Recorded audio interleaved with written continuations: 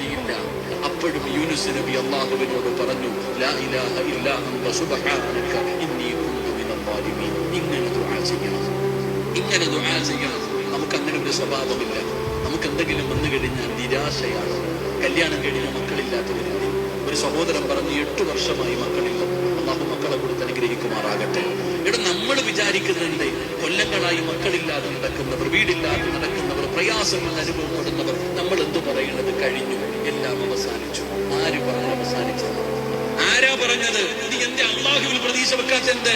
ഡോക്ടർമാര് പറയും നിനക്ക് കൗണ്ടിങ് ഇല്ല, അല്ലെങ്കിൽ ഗർഭപാത്രമില്ല, പലതും പറയും. നീ എന്തിനാ വിശ്വസിക്കുന്നേ? ഡോക്ടറില്ലല്ലോ അള്ളയുണ്ടല്ലോ നിന്റെ കൂടെ.